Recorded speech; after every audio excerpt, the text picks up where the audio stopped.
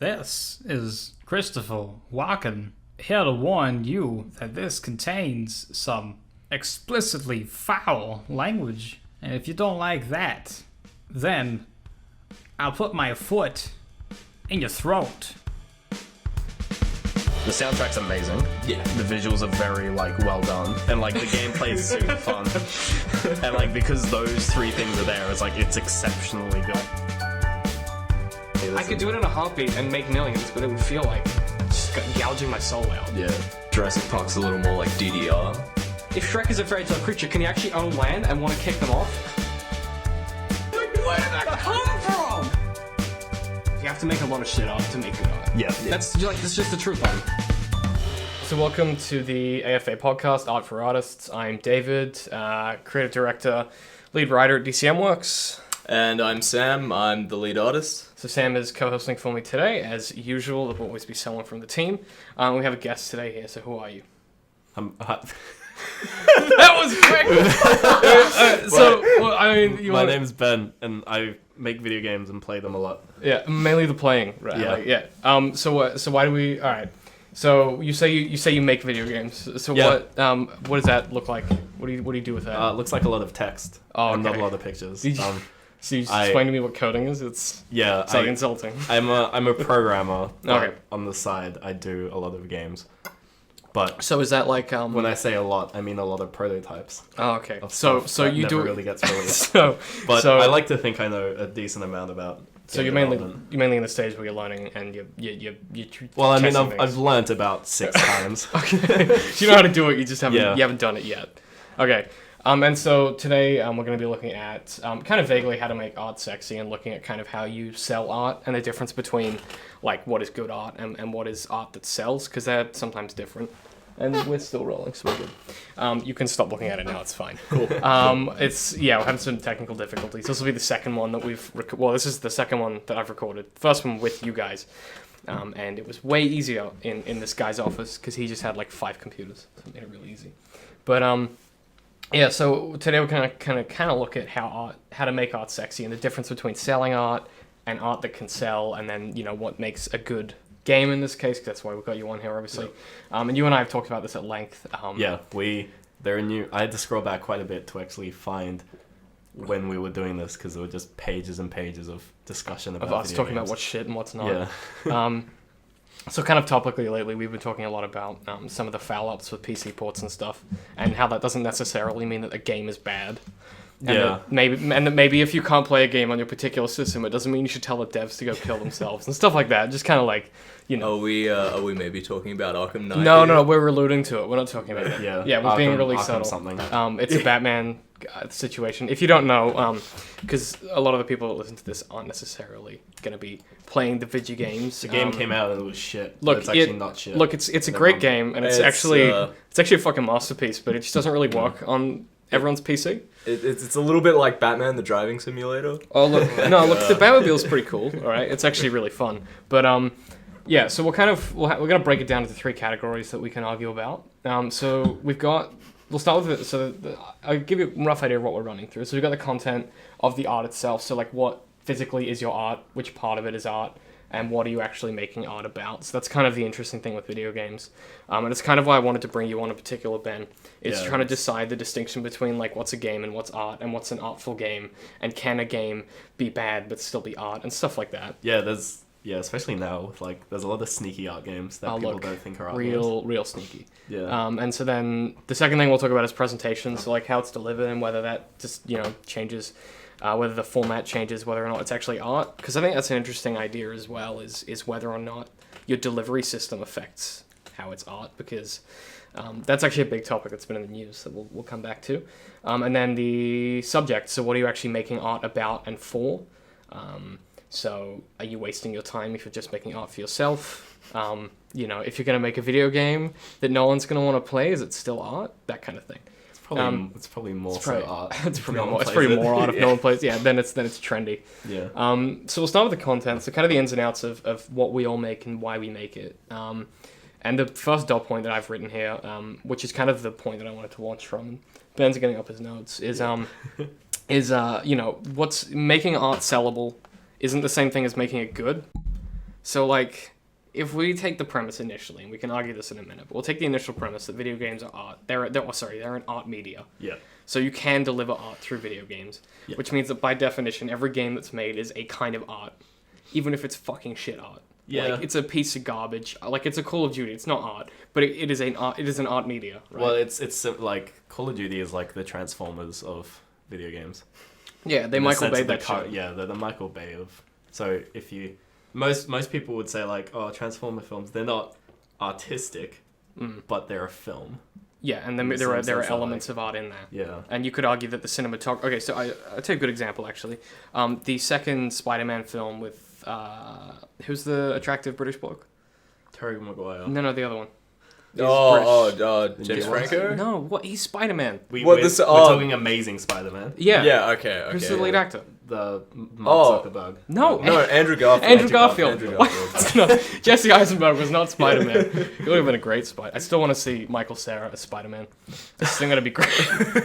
Is that actually happening? Just like no, but it With should. the, It's with like, the awkward puberty stash. hey, it's like, what's up? Hey, Spider-Man, is Dr. Octopus? Yeah, man. I'll get to it eventually, man. Let's go I gotta grab some I gotta go chips. date a girlfriend. Yeah, I gotta who play has guitar. Let's just, we can fix it with guitar. But that film was a terrible film, but the cinematography was probably the most amazing I've seen in a long time. I didn't see the second one. I saw the first one. The first Okay. one I thought was alright. Well, okay, the first one was okay. Second one was shit. Okay. But the cinematography was fucking amazing. I guess that depends what you really class good Okay, cinematography as someone that has no education in cinematography and someone that looks for things that I like to look at. As someone who's watched many YouTube videos about cinema. No, I actually haven't. But like, No, I'm saying I have. oh, okay. I was like, I know what I like to look at, but I don't go and research that shit. But yeah, so like that idea of cinematography being the only artful thing in that film, because literally the rest of it is shit, like just shit. Like Andrew Garfield forgot to act in the second half. Well, the thing with that is just So- then it's just like the cinematography is good, and the rest and like the other elements are bad. So it's bad art. Well, Well, because okay, it's got so good cinematography. okay, so say you're making a game, right? Yeah. And this is actually a really interesting point because I'm very adamant about this, and a lot of people, you know, they don't really understand this idea. But if you have a game that has good gameplay, so gameplay would refer to the mechanics that you have to interact with that makes it a game. So like if it didn't have gameplay, it would be a film or it would be a something else. Yeah, pretty much. Just So- interactive. Yeah, so the gameplay is the thing that defines it as a game. And I would argue that if the gameplay isn't good, it's not a good game. It doesn't matter how good the graphics is, and it doesn't matter like how compelling the story is. If it doesn't have good gameplay, it's not a good game. Yeah. But you could argue that in some games, so in this, an example we talk about a lot is Dear Esther. The story is the gameplay. Dear Esther's weird because I love Dear Esther, and everyone I know hates it. Well, it's because they don't think it's a game. Yeah, and I don't think it's a game.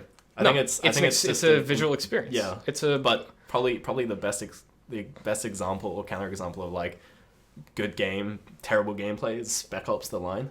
okay. Good game, fucking horrible gameplay. Game's boring as fuck. Yeah. Like it's. Can we spoil the rug pull and why that's such an amazing game? I mean, Can I we- think everyone knows what Spec Ops: The Line Oh, is. well, okay, so tell them why we love Spec Ops a lot. It's because it just takes everything about like bad games, like bad traditional sort of like just macho shooty games, and just throws it on its head and makes it seem evil or whatever.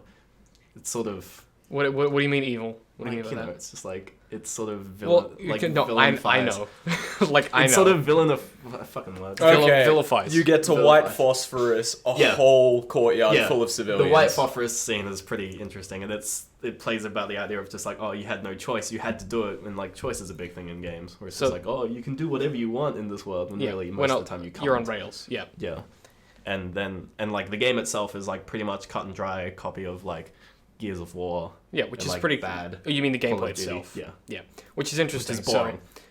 But we still like the game because We it still did like something the game interesting. because it's interesting. Because So- it has a good story, I guess. I think a really good example of good story but no gameplay, and it's just like a cinema experience, and it's a recent title, Order 1886. It is on the same Last of Us. That's the. We'll talk about that later. Well, That's there is an interesting. It's. I mean. That's the one where they put it at like a very low resolution to make it more. Well, no, cinematic. because it's actually very clever. So I have you played it? Have either of you played I've it? never played it. I've seen it played. I don't So play many AAA games. so I played it start to finish because we had it on the PlayStation. And I didn't like any of it. I didn't like any of it. But no, I'll explain why I played it. I played it from start to finish. I hated the whole thing, the whole time. Like, I got to the end, and I was like, wow, I could have written that when I was 12, and that wasn't like me trying to be like, I'm such a good writer. But I was like, wow, that was not clever. As like, the reason that game was good, the good elements about that game are the fact that they did something different, but they didn't do it well. And it was strikingly beautiful. I wouldn't call Locked at 30 FPS. No, I meant the style of the game. Yeah. It reminded me of Quantum of Solace from back in the day, because that was a brilliant game. Back in the day, wasn't that movie like super recent? What? Quantum of Solace. No, the other one. Casino Royale. No, the one after that. Quantum of Solace. Yeah, it was fucking years ago, dude. Jesus. It's like 2008. Oh, and then something. Skyfall. No. So Quantum of Solace was a game on the Xbox 360. Fucking brilliant I game. thought we were talking about the movie. No. What? No. We're talking about the game. We're talking about video games for a second. For a hot minute. Yeah. And the game was amazing, and it's like there's still you can still log on to Xbox Live, and there's a group of people still playing it. There's like 8 people from around the world that are just like obsessed. I think those kinds of people, the people who play like one game that's like super old and they still play it. I think if a game does that, then you could consider it art because of the players, because there's people still because of the consumer. Yeah, because art was all in just like the eye of the beholder. Correct.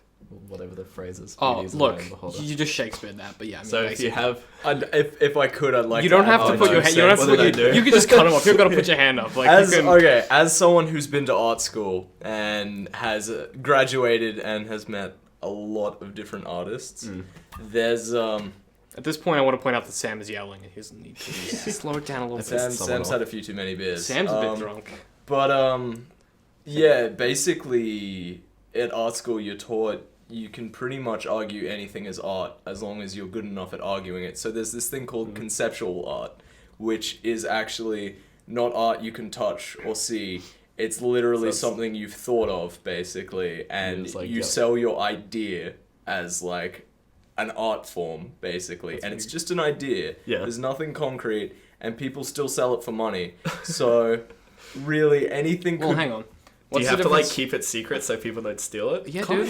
Yeah, dude. It's like a fucking. Like it's an a actual car. concept? It's a car. Yeah. No, well, I mean, like, think about it like this, right? That's the same thing as like a business pitch. Like, Yeah. Like it's True. Like it sounds sell business like it pitches. sounds really wanky when you're like, yeah, but it's like it's conceptual art, but it's really just an idea, and ideas are valuable, and that's why you don't throw them away. Yeah, true. So to me that makes sense, but in like a really wanky art way, you know, like in a really wanky like being really wanky and arty? Really Yeah. good example. That's exactly what we're doing, by the way. Of something you wouldn't consider art, Yeah. but has been passed off as art was it was a story one of my art teachers told me. When he was graduating at their big final exhibition, there was this really quiet girl in their class. She didn't talk to anybody. No one really knew her, or anything like that. But at her exhibition, which was their final end of year exhibition, she basically went into the center of the room and took a shaver and shaved off all of her long hair while screaming and crying in like a crowded room full of people. Yeah. And that was her art piece for the gallery. And that was her. This was at the graduation or the gallery. This was at like it was like the gallery, I guess you call like it. the going away. Yeah, that presentation. Sort of. Basically, when you graduate, you had like an end of year exhibition. So she did performance art for that. Yeah, she did performance art for it, and I mean. Me, I'd just say, you know, that's not art. Fuck that bitch. That's someone she has no shaving her head talent. Yeah, okay. But, I feel like that could be considered something that you like. It's like when you write an essay at like 2 a.m. You just bash something. Are you saying she was like she? Like I feel horrible. Like it's She crammed that shit so hard. She was like, I've got 8 seconds. Let's just go completely left field. Yeah, but like obviously, I think the difference between that and like not art. So we'll assume that for a second this is art, just for argument's sake. Well, actually, there are games like that I've played that are just so out of left field. The Graveyard. No, I played. There's one called Uriel's Chasm or something. I got a free Steam key for it a while ago, and I actually recorded me playing it the entire through. It took about half an hour, and I uploaded it and I just called it like what.avi because it was just so weird. I remember that. I played the entire thing and it was just surreal and like full of like biblical references, and I was just like, I'm gonna die tonight. Okay, all right, so that's a great example. And, like I wouldn't call it a good game because it wasn't, but it's it's super pretentious. All right, so like so I just played Glitchhikers, which has been around for a while. I don't know if it is. Glitchhikers is fucking brilliant. It's like it's like 30 minutes tops. You literally, the gameplay mechanic is you change lanes and then you can pick conversation options. which to me, like, that sounds like a really bad, like, that sounds like a bad game. Yeah. Like, that should be terrible. But what they did with it was really interesting, and they made it into a good game by adding... It's a wanky game. Like, it's one of those, like, surrealist things, yeah. isn't it? Yeah. But you finish it, and you're like, oh, I feel like I've learned something. Cool. Yeah, you're like, that was nice. There's plenty of games like that, like Proteus. Yeah, Eidolon, stuff like that. Like, you know, you finish it, and you're like, oh, that was cool, and I feel like I've gained something. 30 Flights of Loving is really good. Okay, so... Plus, technically, 30 Flights of... Like, from a technical standpoint, 30 Flights of Loving is cool. Because it's entirely written on the Quake 2 engine. Which is about fascinating. a 50-year-old engine. It's kind of like... this guy still making games for it and doing cinematic kind of stuff with a 50-year-old game engine. It's cool. It's kind of in the same vein if I turn up to work on Monday and I started doing my graphic design, not in Photoshop, but like in Notepad, and I'm just coding it in hard HTML or something.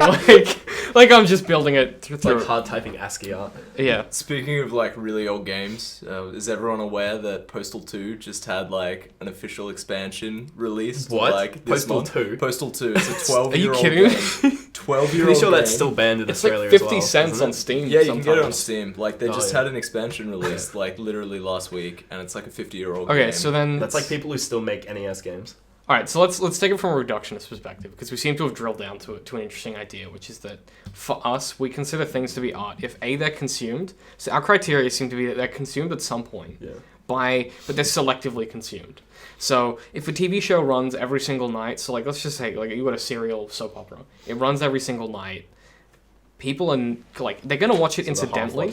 Yeah, they're not selectively watching it. Yeah. So there's selective consumption of the art of the thing, and that it does something interesting, or you walk away with some kind of you've gained something, or there's some after effect. Yeah, like then doing something interesting with the medium, which the games is mainly just the interactivity part. So would you argue that it has to be it has to do something interesting with the interactivity, or that it just has to have an impact beyond the end of the experience itself? I think it can do something just interesting with like almost just like the input. Yeah. Like with VR stuff. So if it gives you like the moment, yeah, do you mean just like huh? Yeah, no, that's the sound. It's like oh, this is really cool. Yeah. Like you have that where you're like, okay, so I'll give you an example. We were talking about before the Batman game that just came out. Yeah. No. So I was like, no. Okay. No, it's a good game. I want to preface this with the fact that I'm completely enthralled. I'm like 48 hours in. Like I played a lot. I finished it, man. Like I haven't finished it yet. I finished it in like a night, and then I kind of wanted my life back. I'm just really teasing it out. Like I'm really taking my time. But like my first heart moment in that game is when you put on the new suit and they introduce this new mechanic. And it's a really small mechanic, and it's just like a quick time event. It sounds stupid. Fear takedown? Yeah, it sounds dumb. But the first time I did it, I was like, oh my god, that was so Batman. Like, I just had a moment where I was like, oh, they didn't have that. That's cool. Like, that. I just had an, oh, that's cool moment. And for me, that was like, okay, I'm sold on the game now. Yeah. Because they made me have that moment. And then it's the same thing when they first put you in the Batmobile and it feels good instead of feeling like shit. Yeah, I feel like a lot of like action games can kind of get away with just like, they're like, it's an action game, but there's one cool thing. It's like... Titanfall. What? Titanfall was Titanfall was Call of Duty, but with fucking mechs. Yeah, It was and just they what? pretended that it was different. Yeah, even though it was. Oh, that's my little Someone astronaut ringing? man telling me. Oh, excellent. Oh yeah, Ben was saying before that he's playing a game on his mobile phone. I have a game where I receive messages from an astronaut stranded on a moon. Honestly, sounds amazing. It's like it's fun. Well, I would call it arty because no, look, it's pretty. It's my phone and it's sending me text messages. Look, you get It's like super clever. I got a question then. Yeah. Okay. What's your favorite video game? My favorite video game. Well, hang on, maybe refine the question a bit. What's your favorite? Okay, so because that's cheating because it might just be something that you played a lot.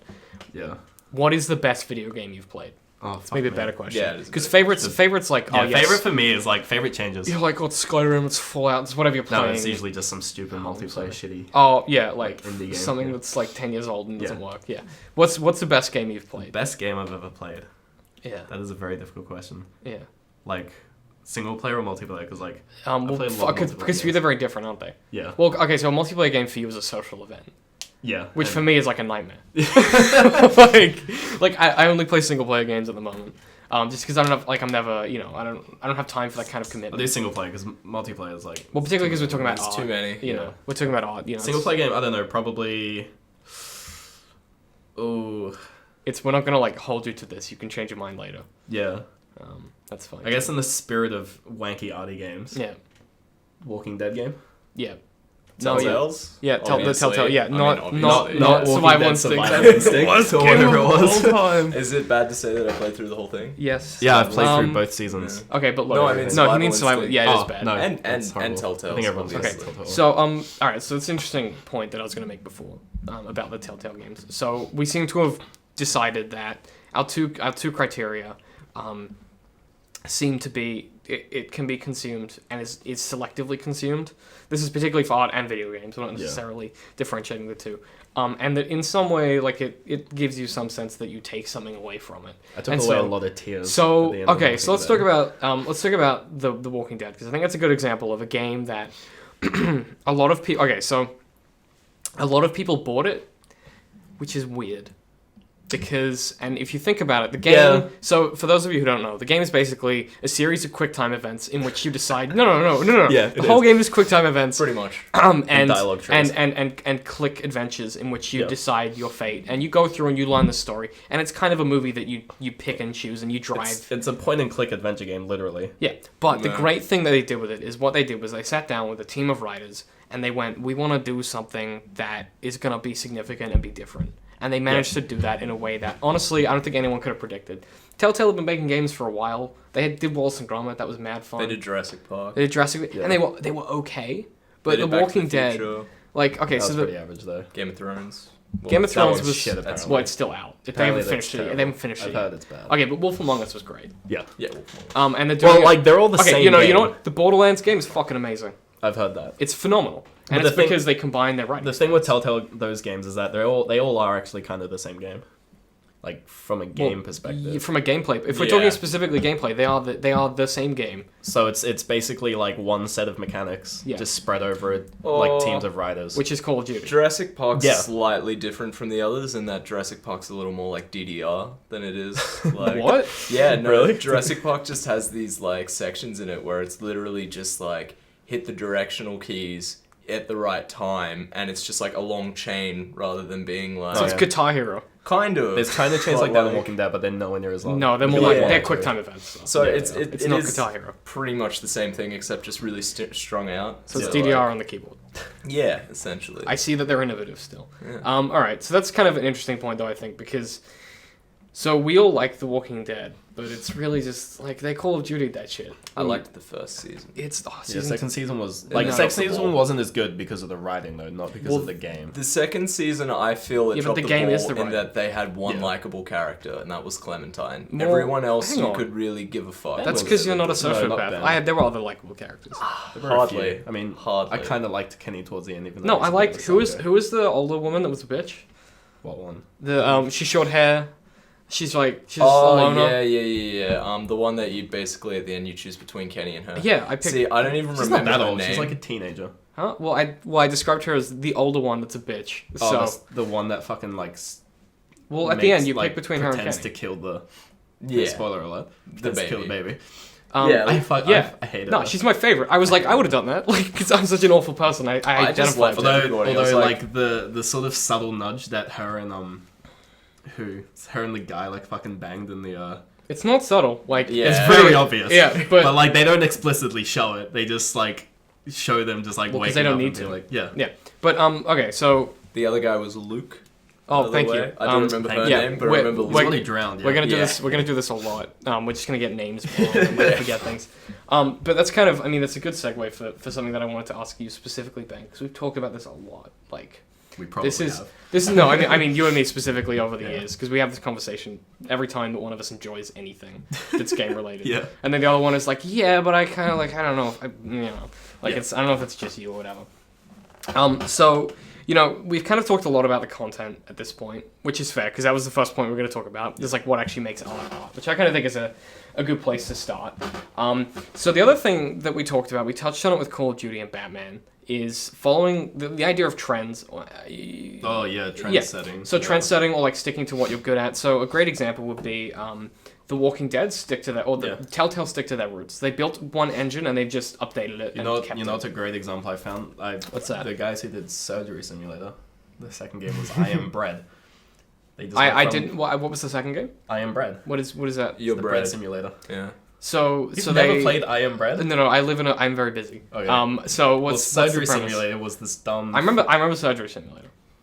He gestured for the microphone. He's like, I'm talking to the people. Telling the people. Okay, sorry, tell the people. It's a dumb physics game where you control a hand very clumsily. Don't be like that. It's not dumb. It is pretty dumb. Doesn't your bread have like a moldiness factor or whatnot? Yeah. I seem to recall that. So Surgery Simulator is about as dumb as it sounds. You simulate surgery. Yeah, but you just very control one horrendous hand, right? controls, yeah. And then I Am Bread is you're a loaf of bread and you flop around the map and you have to do a series of things. You have to toast yourself, then you have to butter yourself, and then you have to land onto the plate. And you can't get too dirty. And there's like a dirtiness meter, and if you're on the floor for too long, you get slowly more filthy. So it's a physics bread simulator. Wow. Yeah. All right. And they one came out after the other, and it was clearly just designed for Let's Players and stuff. Okay, so you'd say that's a trend. They followed the trend. They followed their own trend that they set themselves. Yeah, but they could have not. Yeah. So okay. They had games before that. I don't know what they were, but they did. Yeah, right. So they followed their trend. Yeah. So a good example of a company that stuck to their roots and it didn't kind of work out is Bioware. So Bioware, and I'm going to talk specifically, and I've Sam never just played a Bioware game. Okay. I didn't cringe. I just have fond memories. Well, look. Okay, so something that Bioware did really well is that they produce really, really, really, really long fetch quests that are great games. No, don't get me wrong. Actually, horrible. No. I love everything they do, but that's ultimately what the games end up being, which is fine because that's just the structure they have story-wise. But are we still going? You're making me anxious looking over my shoulder, but I appreciate that you are, because otherwise, if we turn off, that's bad news. Turn off. Super technical. Yeah, turn off. We're recording with two computers because we gave up on the MacBook. Yeah, you should check that you're working actually. You log me in. Oh, hang on. Yeah. So Sam, do you wanna read? Clarify me if I'm wrong, but BioWare began as Black Isle Studios, right? Yes. Yeah, they did. So I have really nostalgic feelings about games like Baldur's Gate and Baldur's Gate 2 they did and Icewind Dale, and also Planescape Torment and things like that. Old D&D style games. But BioWare had some good games. I really liked KOTOR, not so much KOTOR 2.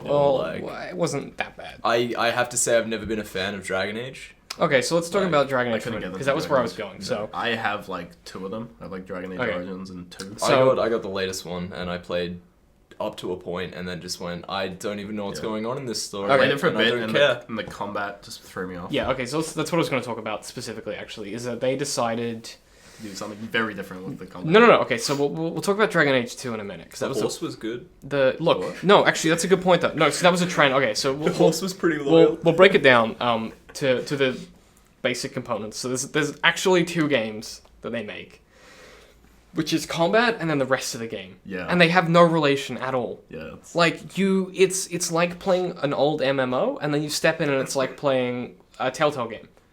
Yeah. And there's no consistency. Like in Skyrim at least, you're still in first person, you go into a conversation, you can literally pull out your sword and hack a dude off in the middle of a conversation if you want to. There's a few things about that game that I particularly hated. For one... About what? About Inquisition. I was gonna say, don't be talking shit about Skyrim, right? Sorry.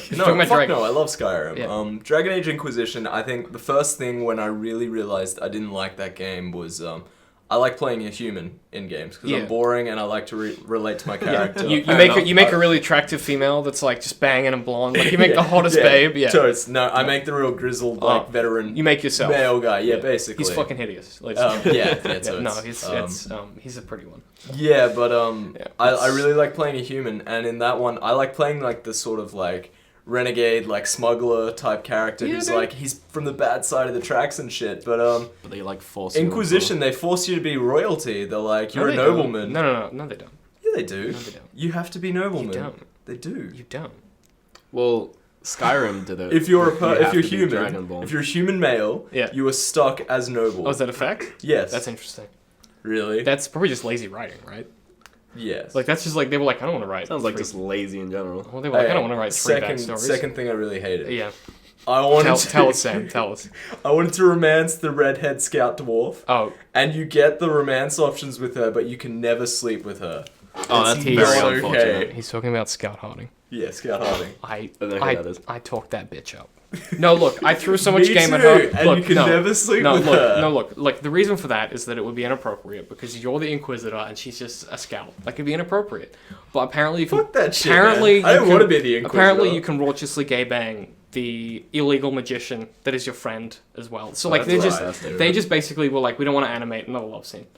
So there are some things they did that were probably not. They could have gone, but we'll break it down. So the idea is that game is 2 games in one, and that's fucking shit. I didn't like the freedom with character choice. It's basically like Oh, you didn't like? I fucking the lack thereof. You mean? no, yeah, the lack thereof. It's like that's Sorry. a good thing, isn't it? I didn't like that they were like, oh hey, you want to be a human male? Well, you're stuck being a nobleman. You can't be like, say a mercenary. Like if you picked was it the kunai?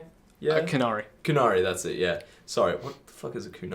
Kunai's a knife. Kunai's a knife, From yeah. Naruto or something. Yeah. You know, yeah, the manga. yeah, okay, Yeah. right. Anyway, Oh they're man, like, I left my kunai at home. they're like, today, so yeah, if you go Kunari, they're like, hey, you can be this badass mercenary. Yeah, I remember. And it's like, I wanted to be the badass mercenary, but I wanted to be a Okay. human male. It's probably because they want to fit you in the lore better. Okay, yeah. well, hang on. They don't want Wait. players sort of being weird. But niche the roles. problem with that is it affects the rest of the game because Well, hang everyone on. then treats you like this hang nobleman, on. and Yeah, I exactly. fucking hated because that, you're a man. human and Wait, like just hang on. All right, so we're getting bogged down in detail because the minute that I brought this up, you can't see it, but his haunches went up. But the thing that I wanted to talk about is the idea that I just dropped my pen.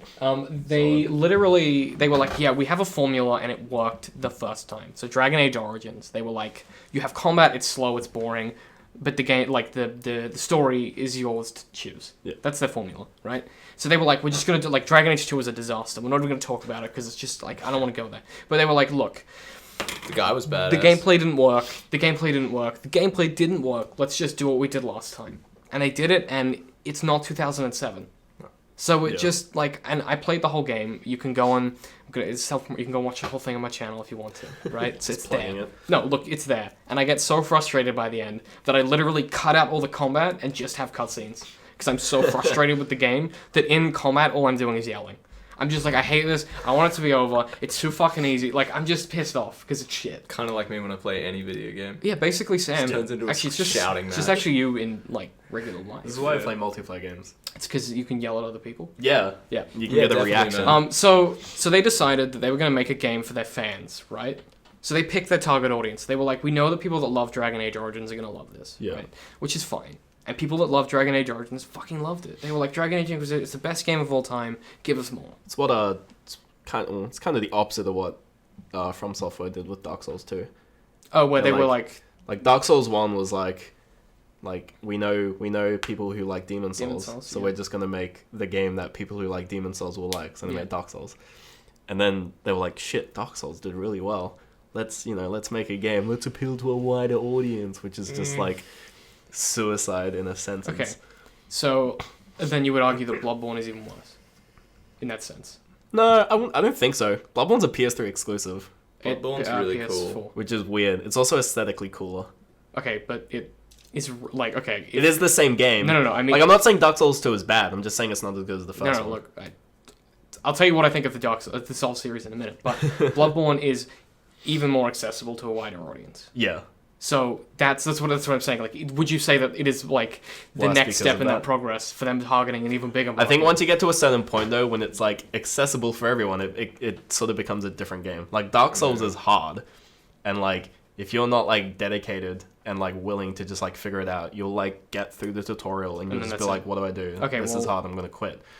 But Dark Souls 2, which I haven't played, so I'm just basing this off Okay. literally nothing. Yeah, I'll tell you my experience with Dark It's- Souls 2 in a minute. No, finish. It's, like, a little bit more hand-holdy. Okay, look, I've played 235, probably more than that now, because I've got Scholar of the First Sin, which is the next. It's like the harder version of the game. Yeah. They re-released it, remastered. It's harder. I've got 230 hours in the original, and then like 40 in the new one. Yeah. And I've played New Game Plus Plus on the original Dark Souls 2. Yeah.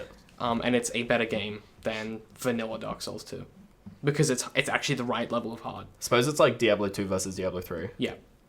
But the problem is that Diablo 2, you didn't have to play 200 hours of the game to get it good. Yeah, but you Dark Souls want 2. to because it's fun. Yeah, for no, but- 200 hours. Okay, so wait, hang on. Does that, so would you like Diablo 2? Yeah. That's why I like Dark Souls 2, is that I had to work to get it to be a good game. But that means that it's a bad game to start with, and has the potential to be a good game later on, right? Some games have that quality. Like most MMOs have that quality. Well, a lot of art has that quality. Like, That's I mean, fair. okay, we'll talk about something that, I mean, so I'm going to Are talk you about... talking about the creation of art rather than the observation like of art? the consumption of it. Hold Consumption that of it. thought. Continue talking about Dark Souls because I know nothing about it Oh. and I need to piss. Okay. Well, you do that. Well, I mean, we can We're gonna talk keep without talking you. about Dark Souls. Can you grab when you go upstairs, grab me that iced coffee? Yes. Thank Give you. me a beer. Yeah. Get him. Just get him any. There should be James Bogue. Get him that. Alright. It's cheaper. Well, don't Feeding Ben my cheap beer. No, because the pale ale is the shed beer. But yeah. So like, you know, to look at something that's a really popular series, something like Harry Potter, which I hate to talk about, but it's a good touchstone. Yeah, the books. The Like first the video four are like really good. First four are really good. I'll And then take the your word rest- for it because I've never read Okay, Harry the Potter. next ones are not. They're not good. They aren't. Like the next books aren't great. They're really average art. So it's kind of the same as like if you start playing a game, you get halfway through and it just kind of like you can tell they had to get it like rushed out for polish. You know, you can just sense it, right? I noticed that with like a lot of what is it? Shadow of Mordor.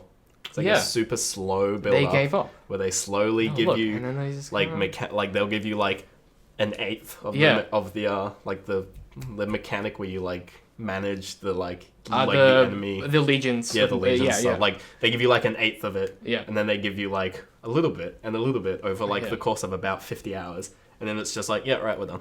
No, well, the weird thing about that is that I played the DLC as well, and they just they gave up. They gave like I guess what happened was Warner Brothers were like, get that shit out. They were like, get it out the So door. we should just take that mechanic and make a multiplayer. Look, it's I'll play that. such a good game. No, like I want a game where they just basically take the mechanics and then they make you Aragorn and you just go into the world. And you just do it I all. literally knew nothing about Shadow of Mordor, and I watched a video where they explained that like legions or whatever it is mechanic, war something, no, whatever. War Chiefs, Warlords. Yeah. And like I thought it was like a separate mode. I was just like, wow, this is really cool and like super intricate. And then I realized that it's part of the main game. I'm like, that's pretty cool. But I played it and like, you know, it was just Assassin's Creed with orcs basically. Oh yeah, I mean it's. Which is fair enough. But it was like I guess the difference between that and Assassin's Creed is that was so polished.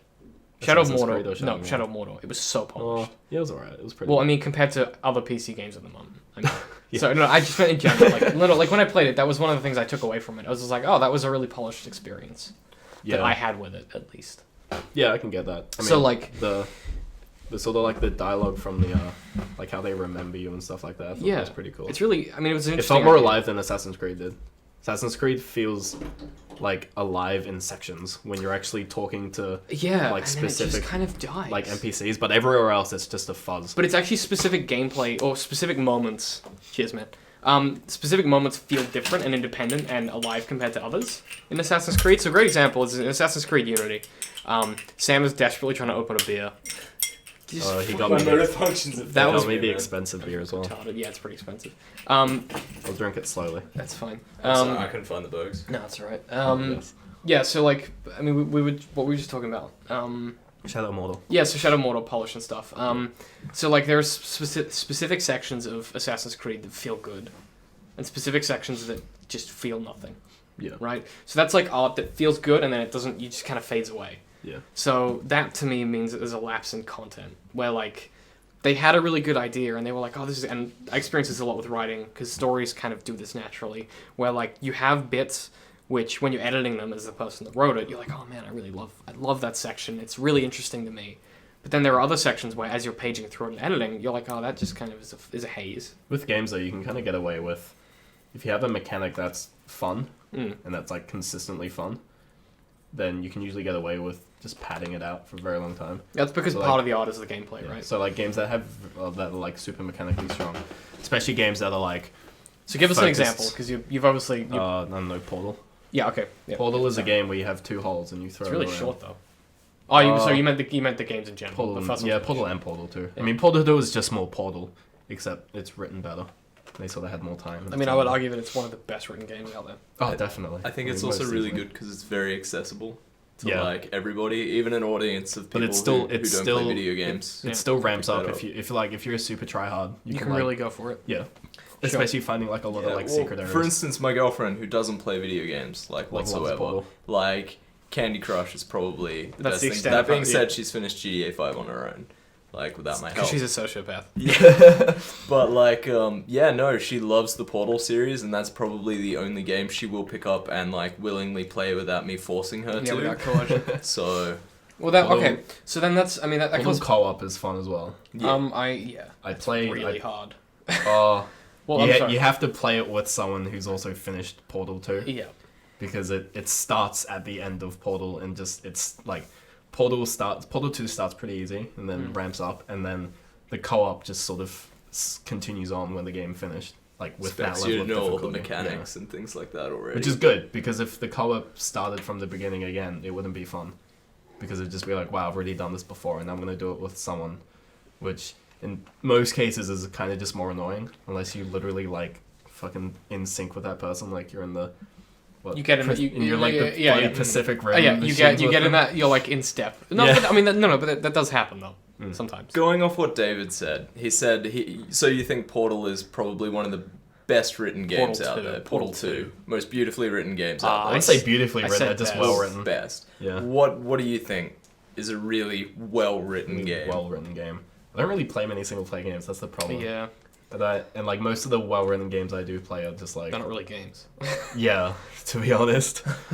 I don't know, games that like something that's well written doesn't necessarily have to have a lot of dialogue. No. Like it doesn't have to have a lot of substance, but if there's stuff there that you can sort of figure out on your own, then I would argue it's well written. So like I think a game at the end of the day that, like, say you've played through the whole thing, you finished it, but you're still sitting there wanting more, and you just keep thinking about it, and you maybe go and play through it again. Like, I think figure out hidden stuff or whatever. Yeah. The last game that did that to me, which is subsequently now my favorite game of all time, is Hotline Miami 2. Oh my god. Yeah. Actually, Hotline Miami is a very well written game. Yeah. Like it's look, it's up there. It does enough to sort of, introduce you to the odd world that it's set in. Okay. At least the first game does. So the second game sort of takes what the first game, because the first game in Hotline Miami really doesn't explain much. No. It sort of just sets up this weird world. Leaves you to figure everything out for yourself. Yeah, and then then the second game has a lot more like structured, solidified storyline. But still has a lot of the weird shit. Still does not answer a lot of your questions. Still doesn't really help. Still doesn't really tell you everything there is to know about like who these people are. And then on top of that, the game is insanely fun. The mechanics are really good. So even though it is the same, like the same game. That, like, have you finished it, David? Have you played through? I'll talk about my experience with Hotline. Have you played the first one? Yeah. Have you played the second one? No. Okay, the second one is insanely different. Yeah, it's like especially with the masks. They basically took the first one, they took the gameplay aesthetics, except for the whole you're one character and each mask gives you a different ability. Yeah. Now you're like 7 different characters. And each of them are insanely different. Yeah, they're all insanely different. They have their own goals, motives, and they all fit into the story. Literally, in some one way. of the masks is basically the ice climbers from Smash Brothers. Yeah. Where it's 2 characters and in one. It jumps forward and back in time, and it has a lot more story to it. Like there's a lot more downtime between. Yeah, there's a lot more going on. Kind of like Heavy. What's the game? Heavy Rain. Yeah. What, Jason the video game? Jason. Is it kind of like that with the characters, or is it different? Yeah, but more characters. Yeah, more characters, and they're not all likable, and it doesn't tell you like you kind of. It doesn't really like humanize many of them. So it's basically especially the gang characters. Basically, the game doesn't humanize them at all. It's basically like the Game of Thrones books. The gang characters, like the because that's kind of what the animal mask wearing characters. For anyone who's played the game, they were basically put in the game. I think they're referred to as the fans. But they were put in because a lot of players wanted Hotline Miami 2 to be Hotline Miami 1.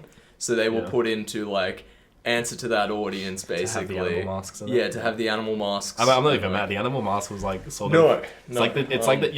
You can like. Well, Tony's my favorite character. Tony's the guy I played every single time. He's the guy who kills instantly with his fists. Oh yeah, and the like fists, you just get to beat everyone to death with your fists. I loved that. But yeah, like that ending, the ending of Hotline Miami 2. That is one of the few games that has had an ending which left me kind of in Yeah. a state of Almost shocked. shock Yeah. and really happy it happened like that, but Yeah. really sad at the Just like, same time. And just the ending music, and as you see each character, like, I don't want to spoil it for anyone, but it goes back and shows you each character, and it gives you this feeling of like, oh shit, all of what I just did has led to this. And I think one reason that game is so good is that it's a sort of a culmination of a lot of really, like, the soundtrack's amazing. yeah, The visuals are very, like, well done. And then, like, the the violence gameplay never is- gets boring. yeah, somehow. Yeah. And, like, the gameplay is super fun. And, like, because those three things are there, it's, like, it's exceptionally good. I can And then still... you have a game like Hatred, which is actually, in my opinion, Hatred is one of the super sneakiest artsy games in, like, ever. Because it's so bad. No, Like, it's terrible. Not in the sense that it's like, oh, think of the children. No, it's just so boring. Like, there's nothing look, fun okay. about Hatred. It's really I'm, bad. I'm unfamiliar, you'll have to explain that to me. It's just Hatred. this game where they're like, the trailer came out and it was just, it's basically just, You can explain this one. it was the most like 12-year-old edgy thing I've ever seen. It's just like, So this it's guy's just trying- like, I hate the world and I'm gonna kill everyone. And it's Yeah, just like, you're right. watching, you're like, this is so lame. And like, Ben the Affleck's gameplay is like Daredevil. super like beyond violent. It's just like kind of over the top. They Like did a- Mortal Kombat over the top Yeah. violence? yeah, No, nah. more like really, like Just especially stupid. Postal Like, it's- 2 over yeah. the top? It's not just really. like- It's no, it's it's Bad stupid. taste for the sake of bad It's- taste. No, it's it's just not stupid over the top. violence. It's like it's almost like too real. Sort Yeah, of like the violence, but then you play it and it's like it's the same like execution animation over and over and over. There's like 5 animations and like yeah. It's Max Payne. It gets boring and real it's quick. super boring and it's just like that's like the new Spec Ops. Because the guys who made it, they were like, yeah, we want to do this because we believe that games can be artistic and we want to like show, like we want to do something outside the norm. Yeah. So they're like, we're gonna make a super violent game, and it's like they could have easily pulled it off if they just did some sort of aesthetic changes, you know, like make the main character not just a real, like not a parody. Like the main Yeah. character is such a parody of like every like edgy 14-year-old. Yeah. Yeah. And like Shadow the Hedgehog. yeah, pretty much. Yeah, he's Shadow the Hedgehog, and like they sort of like, you know, a lot of people who like interested in the game sort of like threw this like pin on it that it's like the anti-SJW game, and they just ran with it. They're like, yeah, that's what we are. Tell the people Like, what what are they- SJW means. Social justice warrior. Okay, It's just like anti, like basically everyone who was, anti-Tumblr. yeah, pretty much. Like everyone who was like up in arms about Hatred, it's just like, yeah, stick it to those left Well- liberal fucks. Okay, And it's like the game came out and it's just Terrible. mind-numbingly boring. but okay, so they did something really clever. Which is If okay. it was intentional or not, No, either it way, doesn't, it's super clever. it doesn't matter because they knew who they were making it for. Mm. Which kind of, I mean, I talk a lot about pre-work when I talk about art. And so pre-work is like, you do research on who you're actually making a thing for. So there's a difference between like making art to sell and making art to go to an audience. And so a good example is like the Telltale Borderlands game. The Telltale guys did their pre-work on who plays Borderlands. And Us. they made a game and they were like, Not oh, me. dickheads, really? dickheads with weird senses of humor play Borderlands. That's who we're targeting. Equally, the guys who made Dear Esther were like, oh, this is kind of a weird artsy thing that weird artsy people are going to enjoy. That's Yeah. who they targeted it for. So, like, pre-work is really important because without it, like, you might as well just not make art. Because art, like, it has to be consumed or it's basically pointless. Yeah. But I think Which is, I mean, someone will always for argument's sake, I should say. someone will always consume something. Like even like you can put something on the internet and at least one person will play Well, it. it can be self-consumption. You can make art for yourself. Yeah.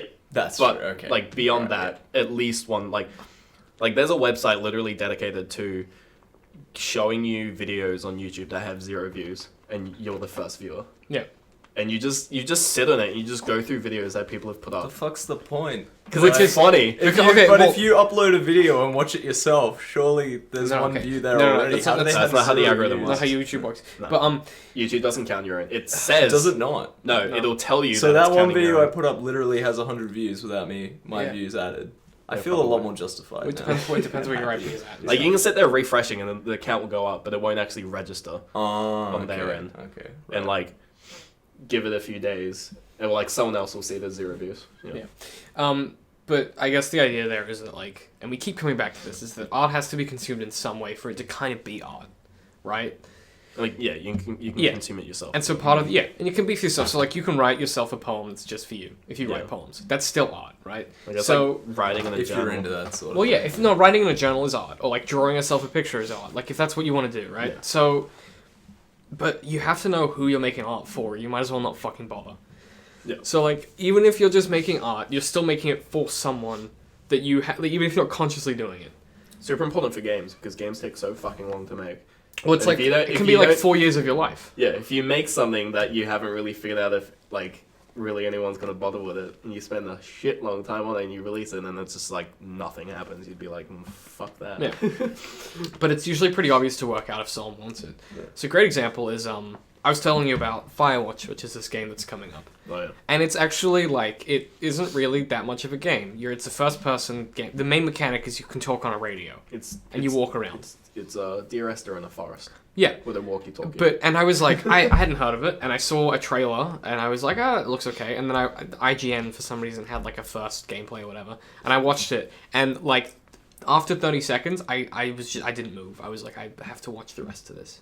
And there was something about it. It immediately I was like, oh, this was made for me. So whoever was making that was like, oh, it's going to be for people that like art and writing, but also like games that are kind of simple and like nice to play and feel nice games. Well, no. Well, we used to talk about this a lot, but the idea of like the game feel is nice. Yeah. It feels good. The And funny then thing with I saw games, that. like games like Dear Esther and like Gone Home and stuff, is that there's like no skill ceiling, or like there's no like skill, like there's no difficulty curve. Mm-hmm. Like it's just piss easy the whole time, but like that's not the point. So like if someone, it means that like anyone can play it, because the thing with games is that like you could actually like not get to the end of a story. Mm-hmm. Like you could be like unable to finish it just because it's difficult. Ninja And, like, Gaiden. Yeah, and like some games are like purposely just ridiculously hard, because the point of the game isn't to really win. The point of the game is to just, overcome. Was to experience. Yeah, So Dark Souls. or to just die a fuck ton. So Super Meat Boy. Yeah, No, but that's actually a shitty game. Super Meat Boy. Yeah, it's fucking terrible. No, it isn't. Okay, well, we've always had a different. Well, Super Meat Boy is mechanically very strong.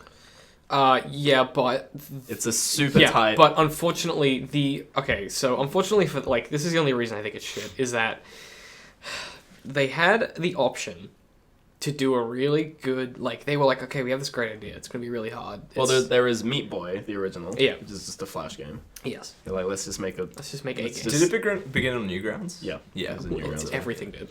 Most like, good games everything that- from that era. Most like Flash-looking games, like Castle Crashers, started on Newgrounds. Brilliant. Love Castle Crash. It's good. Yeah. Dan Paladin, amazing artist. No, yeah, brilliant. Yeah. I have no idea where I was going with that. I was going to insult your taste, but You were gonna say that Super Meat Boy was shit. In front yeah, of- which I'm not going to do anymore because it's. But like, I have just this personal opinion. I just didn't enjoy Yeah, it. you can like dislike it, look. but it's not a shit game. No, but I experienced it and I was like, oh, that wasn't made for me. Yeah. Like immediately, and so that means No, that, like, yeah, it's definitely not. yeah. Like, So I can like, tell that from so now. like someone so that means that like when you make a thing, you have to make it for a person or a type of person, Yeah. right? So like the reason that people, so like say you're sitting at home and like most people that listen to this are going to be artists of some kind. Or they're going to be wanting to do art, Yeah. or they think art is interesting. Because otherwise, why Oh, would just to be sad and lonely. Yeah, like Yeah, otherwise you talk just to them. yeah. And it's us fucking wankers. Why go somewhere else? Come on. So like you've at least got some vested interest, or you listen to the series, or you look at the art, or so you do something that interests you Well, about. for some what we're reason, you doing. follow me on Twitter. Yeah, and you I follow like Ben on this. Twitter. And you're Yeah. like, who's this? And I'll who's insult these you a bit randoms later about talking your to Twitter me? as well, because I've made a note about that. But so like you have to make art for someone, and part of that is deciding where your art goes. I mean literally physically, Literally. where does your art go? Yeah. So like I dot pointed my options. So, like a lot I of dot pointed people mine as well. A lot of people have like this, yeah, because it's very different for you than Yeah. it is for me. So like DeviantArts, there's a lot of graphical and written art on DeviantArts. There's a lot of poets and stuff like that put that stuff Yeah. on DeviantArt. You've also got your Tumblr, so that's kind of a different culture as well. That's you're posting to a culture, not to a place. You've got obviously your Facebook, so anything that is being shared through Yeah. your what I would call like your pedestrian social media, so something that's much more above bar. You've got Twitter, which obviously has subcultures, and you have Yeah. spheres in Twitter. And then sort of your YouTube, so your Let's Play stuff that we do, so podcast, this is on YouTube as well. You know, it's also on the site internally, it's also on iTunes, stuff like that. So that, for me, YouTube kind of encompasses that sphere of, like, media that's delivered through that kind of system. So if you're making art for a video game, like, what are your options? Well, obviously, with a video game, you need to be able to play it. Sure. So things like YouTube are just like, unless your game is made to be like Let's Played. So something like Five Nights at Freddy's or something. Five Nights at sort of games like that. I'm sorry, I mean the ones after the first one were literally just made for Let's Plays. And like I Am Bread, basically any simulator game was pretty much just made for Let's Players. Okay. Because they're not really fun to play, but they're fun to watch someone scream at. So it's made to be watched. Yeah. So then, played. okay. So what are your options if you want to, I mean, like, most of the time, most, like, indie devs is sort of, like, you just post it on your personal page. Yeah. Like, personal webpage. So, like, Glitch Hikers you can download from... Yeah. Yeah. There are obviously, like, distribution channels, like, going through Steam or, like, going the through... Humble bundles and indie stands. Like, have it, like, that's mainly for sale. Like, Yeah, you just want to, like, get stuff out there. Like, I've posted games on Tumblr before. Just, like, browser-based games. Yeah. That you just post a link to somewhere and someone plays it and you're like, alright. So that's the equivalent of like a Newgrounds or something. Yeah, and it's like, it's still being hosted like on a website, like my website, but it's, you know, you share it through other avenues. Yeah. And I kind of miss the days of like Flash games and like browser games. Like we had like an era where like, you know, with Unity, with like the browser plugin, where it's just like, oh, we're gonna have like really high quality games in the browser. Yeah. But like now the Unity player is shit. Yeah, I mean that was the RuneScape era. It's like and it's being like unsupported by Google Chrome, which is unfortunate because everyone uses Chrome. Yeah, I mean, we could talk about Google being assholes about supporting stuff at a different time, but like that's why I switched to Firefox. I don't want to talk about the email clients either, but like just you know, part of that is that you have, like, the landscape in which you can put your art changes. Yeah. And the way that you monetize art changes. And the way that you can actually make money from stuff changes over time. Yeah. And so like, you can't rely on one thing. Even just on top of that, there's, like, plenty of just, like, sort of forums and groups of people who make got spaces. And play other people's video games. Yeah. Like, 4chan has, like, a board for game developers. Well, it has a thread in one of their boards. Interesting. And it's full of just, like, the funniest shit.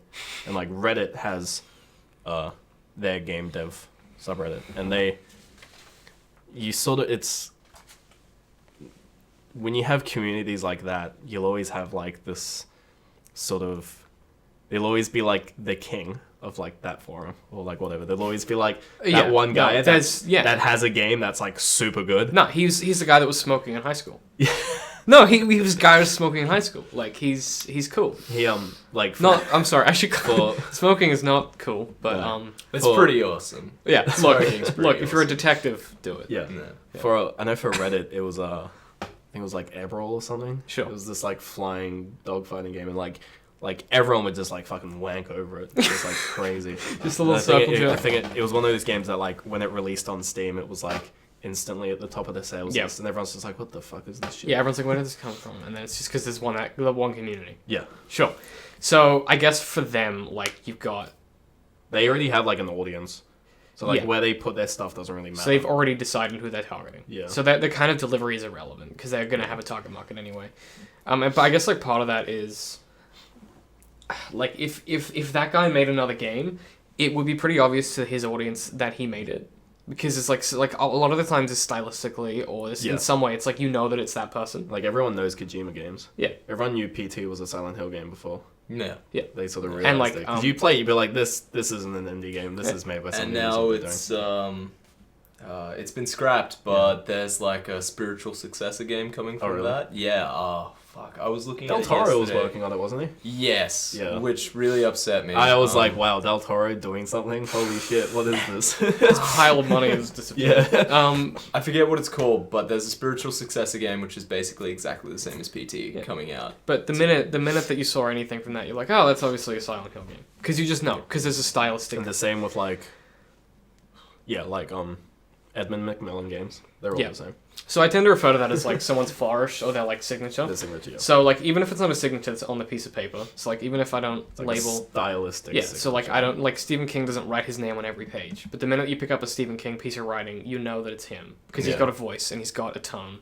And that's the same with like if you watch a film and you're like, oh, this is a. It's set in Maine. Well, if There you it's go, obviously a it's Stephen Stephen King. King. No, but like I mean If you're watching a film and then there's a camera in the boot, and you're like, yeah, it's Tarantino.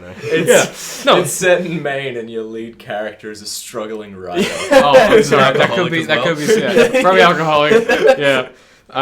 Yeah. So I mean, It's there's just the Stephen King. yeah, but there are like certain stylistic flourishes which we know exist and we can identify immediately. Yeah. And I think a really important part of finding art that is deliverable and enjoyable is that you produce one of your own, and that you have one, and that something like there's a part of being a good artist that is you have a flourish that people recognize. That doesn't happen overnight. You have to make art for years.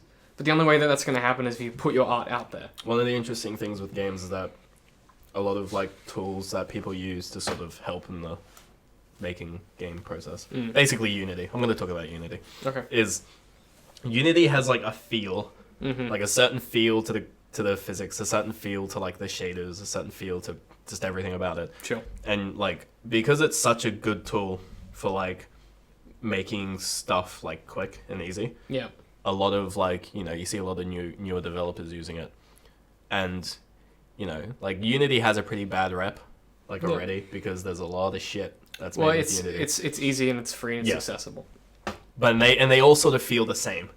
I know what you mean. So it's like using like, but then there are other games made in Unity, which the developers really, they just like they took Unity, but then sort of just like built their own engine on top of it. Well, the one you were talking about before with the hand Surgeon Simulator. That's that was Unity. Yeah. And like, it doesn't like that game doesn't feel like Unity compared to like, what some sort of newer kid would do. Well, like The Long Dark feels like Unity. Yeah. It's a great game, but it feels like Unity immediately. And like Guns of Icarus Online kind of feels like Unity. Yeah, it has that weird. The physics Floaty, feels yeah. like the Unity. physics, especially because like most people just use Unity's physics because like whatever, it's got physics in it. But like even on top of that, just like the way it handles like depth of field. No, yeah, I stuff mean, like the minute you pick up a game that's in CryEngine, oh yeah, the minute you pick up a game that's in Frostbite and Engine, then you pick up any Call of Duty and it feels identical as the last one. yeah. So there's a certain stylistic like- feel. With engines, Yeah. in particular, I which is think- like sort of this weird thing with games where it's just like it's almost as if like you'd look at a painting and you'd be able to tell what paintbrush was used. and who painted it, Yeah. and in what era. It's Yeah. the same thing. It's the And same thing, And but it's so weird. we talk about it as like game feel because there's no other like way to articulate it. Kinesthetics, Yeah, as they it's- like to call it if you're especially wanky. Yeah, if you're a little bit, which we are. But yeah, no, I mean that's a really important point. Is that like that is for that developer, that's their flourish or their style. Yeah, So like when you make a piece of art, and this is something that I've talked about a lot, is that you don't necessarily need to fucking watermark it, because if you make it in a way that is like you, people are gonna know it's you anyway. yeah. So like there's a great example is like Jim Lee is he kind of owns DC now, but he started off as this like, he's a contracting, freelance comic book artist. Yeah. And DC were like, yeah, look, we'll give you one comic because we've run out of like we'll put you on for one comic. Yeah. And he drew one comic, and they were like, Oh, cool. oh, this is the best thing we've ever seen. And they were like, oh, we want you to do all this, and that, and like we want to do all these posters. And he talks about it in hindsight, and he's like, yeah, I did a lot of covers for them. I didn't necessarily do full comics till later. But he was like, yeah, I was really concerned that people wouldn't know it was me because like it didn't have my name on it necessarily because your name doesn't go on the cover if you're not the comic book artist, right? Yeah. He just would draw the covers. Like you'd be able, like if you put like all this stuff together and then compared it to like other cover You would arts, know it's him. You'd notice it, yeah. But what he noticed and what he talks about a lot is that the minute that he produced a few of them and people knew his name, they were like, oh, that's a Jim Lee. Like they just knew when they saw Yeah. it because he has a certain style and feel.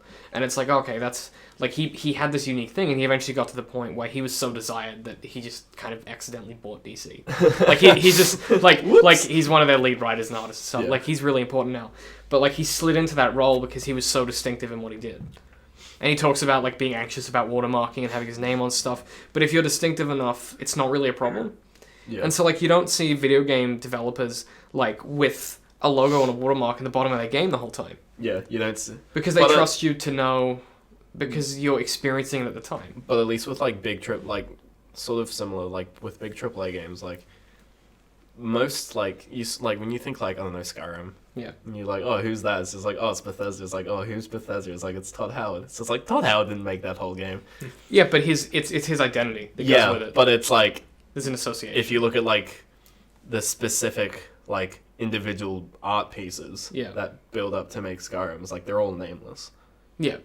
And they all have to, and like on top of that, they all have to fit the same aesthetic. Like you're not gonna have like a texture artist doing like fucking cartoonish mountains, Or like cell shaded. like cell shaded mountains because that's what he does. Yeah. Like they have to fit the aesthetic. So it's like when you're in like a team, especially like like each individual's name sort of gets more diminished. It hadn't even occurred to me to think Yeah. of it like that, particularly with video games. I think that's But really like interesting. when you're on your own, which is kind of how like Notch made it. Like, you know, Notch became Notch. Yeah. And like Yeah. Edmund McMillen became Edmund McMillen Mm. because he does pretty much everything. Well, that was what Tom Hall did with the first Doom. Yeah. You know, so I mean, it's that idea of like that unique. I mean, I hadn't thought of it like that with the teams of video games and stuff because you kind of become part of that whole. You have to morph into the team. But to like, fit it. if Todd Howard started up a studio and gave it a different name and didn't tell anyone it was Todd Howard, and he released a game, we'd immediately know it's him. You'd know it's Todd Howard. Because there's a certain style that he. It's the same reason that like when Torchlight came out, everyone's just like, this is just Diablo, and surprise, surprise, there's a bunch of Diablo devs on the team who did it. Torchlight. I'm trying. There was a recent game. And that same did with like League of Legends and Dota. Gwinsu Yes. went to League, Ice Frog went to Dota 2, Mm. and it's just like, yeah, it shows because they're MOBAs. that. Yeah, and it feels the same. Yeah. And I mean, And that's why every other MOBA that came out just feels shit. yeah, because they don't can't have the get it. original. They can't. Well, they can't get the feeling. They can't for the original. Well, feel. it's why like open world fantasy games aren't that good. They're not Skyrim, and no one can seem to do it. That's why no one can do DayZ because they're not some random New Zealander. Well, like that's no. Well, that's why the DayZ standalone doesn't feel good.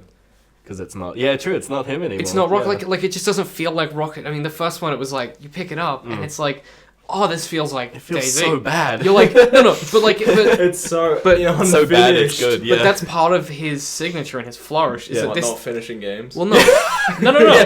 part of his No, finish. look. The act of No, not. but his finish is being able to take a bunch of dissonant components and make them into a thing which is functional enough that we spent Too many hours. no playing. like Yeah. but too many hours straight. Like it wasn't Yeah. like, oh, we need a break because it's broken. It was like it's broken, but like But there you was there were times when it would break and it would stop, and we would be like, no, we're gonna stay till it works. No, yeah, So- because it would be like, oh, I walked down a step and broke my leg. Instead of Yeah. getting mad at the game, I'm just going to realize walking down steps breaks your leg. Yeah, That's no, the rule of the game. But like he makes that work, yeah. and that's part of his signature, right? These zombies are horribly glitchy and they teleport around. Yeah, the I love place. it. So like I think something that he did pretty well is he leveraged the resources that he had in a way. So he basically, Yeah. and this is actually a really convenient segue for me, but he leveraged components he had that were outdated and shitty, and he made something that didn't suck. Well, he made a mod.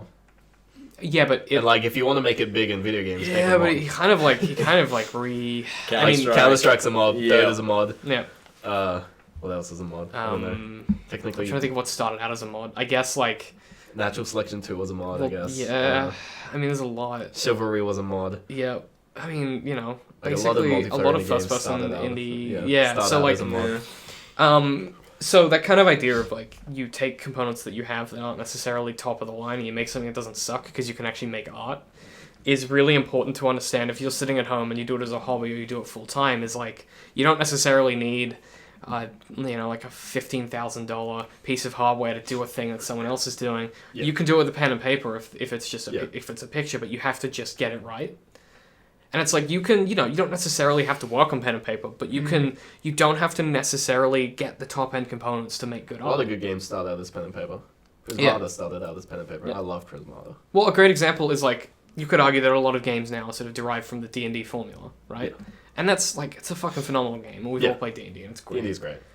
But it's really simple, and they didn't have Gary Gygax didn't have any tools. He just had a pen and an idea. And an right? awesome name. Look, yeah, and Pretty like sick name. like 300 pounds of excess I'd fat marry that into that. slowly killed him. But like, I think the idea there is that you can leverage what you have for not necessarily money. So something that's really important to understand is that when you want to make art, you can do shit like you can do a contract for someone, and instead of being like, so they can't pay you like the $400 that your art is worth. Yeah. Maybe be like, okay, give me 50, and like, can I have that old computer that you don't use that sits in your office? Or like, no, like seriously, it's so like now we're just talking about like bumming around. Well, no, it's Bumming it up. but like the Started difference. from the bottom. Yeah, like knowing how to get from like, oh, I have nothing to like, oh no, I have things that I can make things with, that I can make Especially more things with. At least with even with games, there's so many free tools out there. Totally. Even if you like, and like if you don't know how to code, there are so many like free ways to learn how to program. Yeah. Like Code Academy and stuff like that. Like you can, I mean, I learned HTML from a website, Yeah. which is crazy. Coded in HTML. Yeah.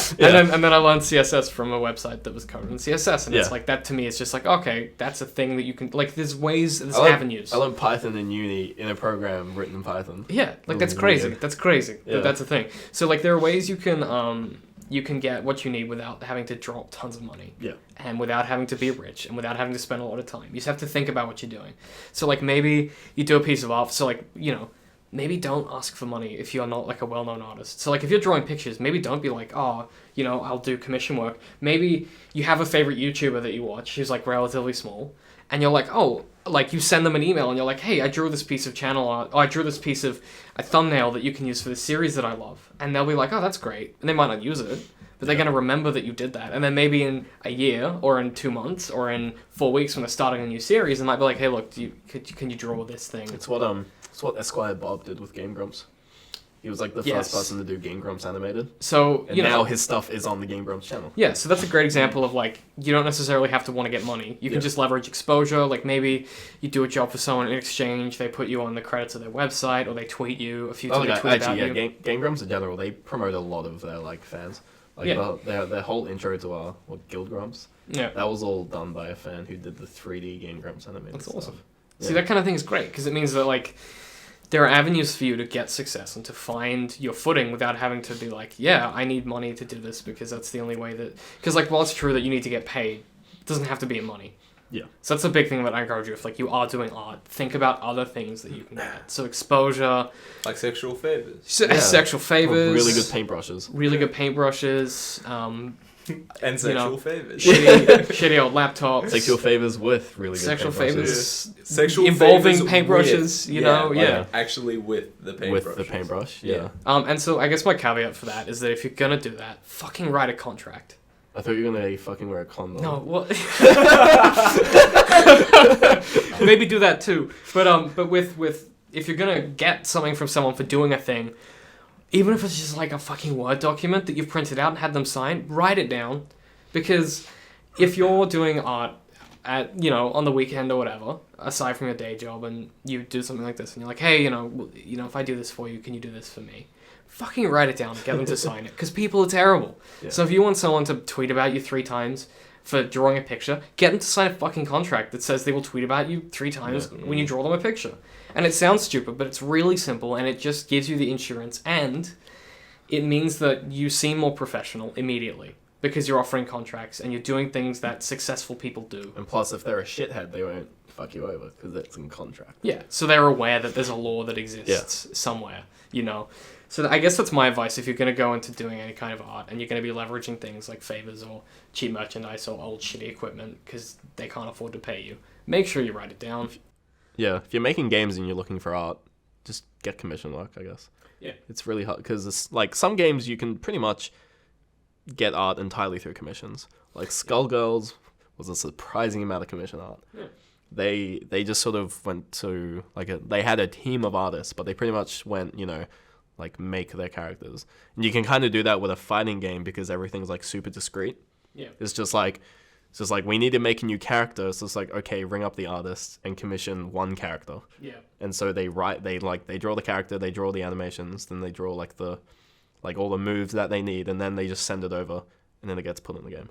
Yeah. It's like, but like on the other hand, if a game like, I don't know, Braid, where it's like, it's not really like discrete, like everything sort of flows from one thing to another. Like you have your character, which is super discrete, but like the environments that you're in, it's just like you could have an art team going like, I need a bush.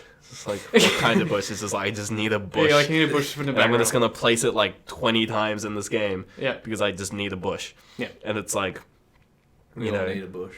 yeah, everyone needs a bush. No, well, I mean that's Every now and then. Yeah. I mean that's something that you can do, and you can just be a guy for like, even though it's boring, you can be a guy that draws bushes for 6 months. I know, and then some guy's like, hey, draw me a sword, and then eventually you're drawing characters. Yeah. So you just have to kind of take what you can get. Game devs are always wanting art. Yeah, but like So never shit at never drawing. work for free. Always get something. So Yeah. always get a tweet out. Always get a shout out. Always get a credit. Like, just don't, because the minute you work for free, you devalue the art that you're making. And that sounds really wanky, but like it's true. Yeah. Because the minute you do anything for free, it's like you set a standard for the fact that your art could be free. True. And by that, I don't mean like don't put your art out for free, because obviously all of this is free. But like there's a value proposition there where it's like, I wouldn't be like, hey, I wouldn't be to an artist, hey, can you do this piece for us? But we're not going to pay you. Doing something for free can be good if you sort of distribute it for free. Yes. Like the difference between just like giving it to one person for free versus like giving it to everyone. Because like there's plenty of free stuff out there that like everyone knows, like Kevin MacLeod's royalty free music. Like everyone fucking knows. Well, that like guy. Rooster Teeth's content is free. Yeah. You know. And it's like, because it's free to everyone, like everyone sees it. Yeah. So like everyone knows, like everyone knows about it. So instead of just like giving it to one dude for free and it being in one place, Yeah. and there being no credit or anything because you did it for free, it's like it's somewhere where you're just like handing it out to everyone. So everyone's just like, oh, I got this free thing from this guy and Yeah. this like the guy who made it. So it's Yeah, like, I know what you mean. yeah. It's totally different as well. Yeah. But yeah, no, I think that's a good point, and that's kind of probably where we'll wrap up for this one. And so just to kind of give you guys a quick recap, which I try and tend to do, because I realized last time it's a pretty good idea, because like we talk about a lot of stuff, but like I guess the things we covered mainly, the idea of games having kind of two primary components that make them art, or art having two components that make it art, which is it has to be consumed selectively, and then it has to leave some kind of a lasting impact of some kind, good or bad, whatever it is, right? Yeah. And so I guess the other thing is like non-monetary rewards and doing something, like always getting something and write your shit down. Like write things down that you want if you're asking someone for something, because it's so easy for bigger people than like if you're working for someone, they can always turn around and be like, yeah, nah, we didn't agree to that. Like I don't. Always write down, I owe you 1 gobbie Yeah. on the server. Yeah, exactly, right? Like that's, even if it's just like, even if it's something small, just make sure you write your shit down and keep a record of that stuff as well, because it's really good for resumes and stuff if you know exactly what you've done. But yeah, that's about the size of everything today. So I guess, well, thank you for coming, obviously, because Yeah, it's been fun. it's been an education for us, I think. I've learned a bit. 1.5 years down. Yeah, look, haven't drunk all my beer, which is good. But yeah, that's pretty much it from us. If you guys got any parting words? Follow me on Twitter. Oh yeah, I'm sorry. What handle are you using at the moment? At Potato. Yeah. Can you So- can you say it again really clearly into the microphone? So there's Potato, Yeah. and then Potasto, Yeah. which is P-A... Yeah. Tell us. P-O-T. You can't spell potato. It's Potato, but there's why an did S it before the change? second. Do you want the story of Potasto? Yeah. I want to So- know why you're not Limes anymore. it You were was- Limes for years. Yeah, so You're Limes literally for the entire of our adult life. You've been Limes. I'm mainly just Potasto in a few different circles.